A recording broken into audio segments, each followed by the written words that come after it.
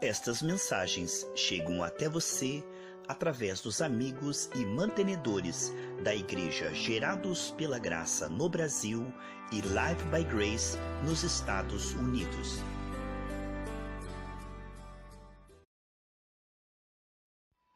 Provérbios capítulo 24, versículo 13.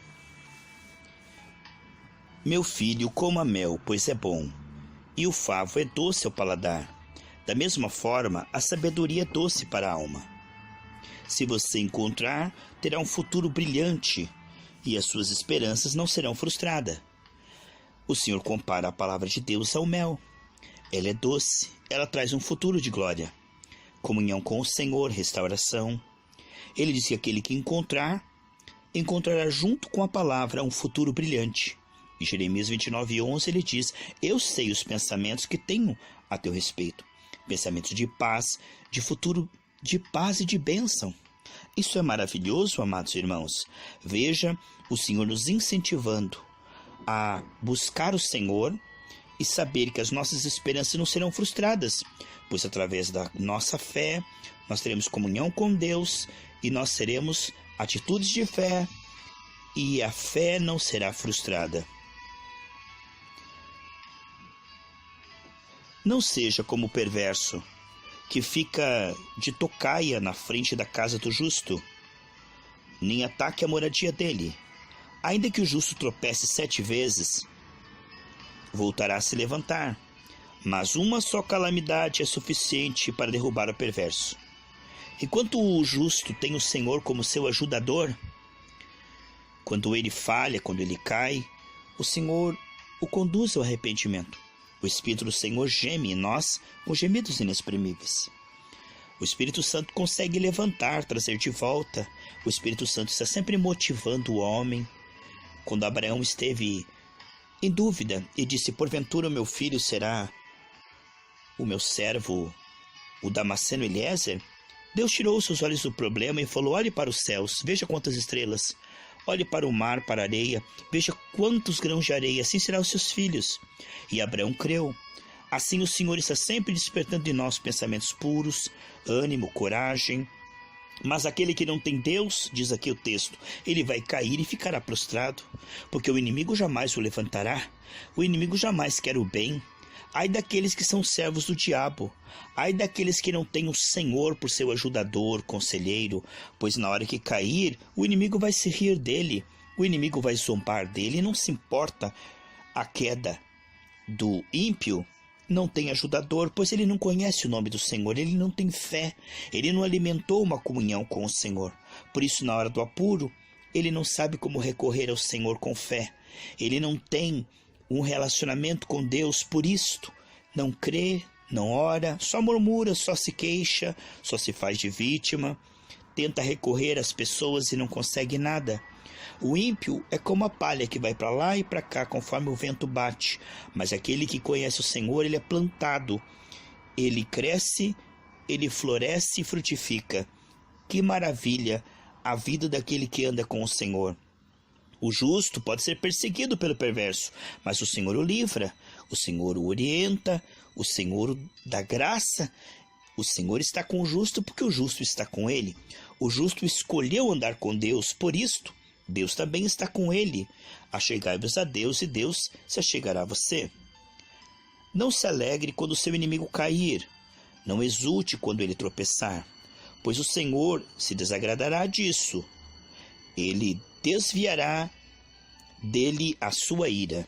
Amados, muitas vezes a pessoa faz o mal para você, você diz que perdoou, mas fica torcendo pela queda dele.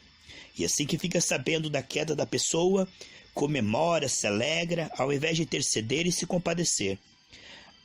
Ele já recebeu o castigo que devia.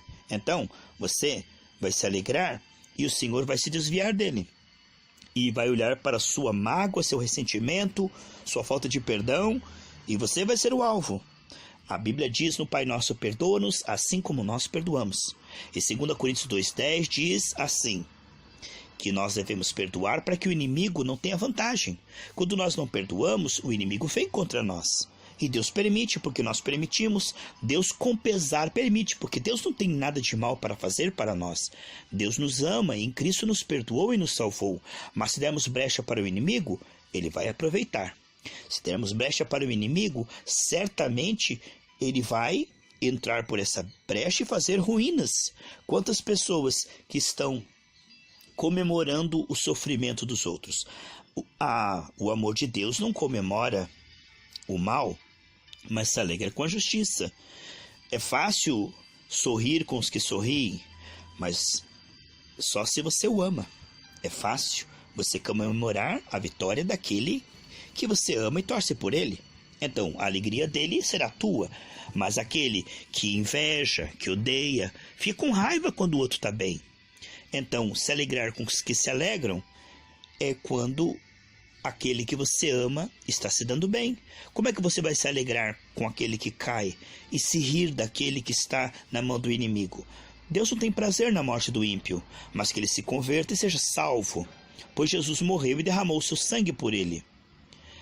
Não se perturbe por causa dos maus, não tenha inveja dos perversos, pois os maus não têm futuro, a luz dos perversos se apagará.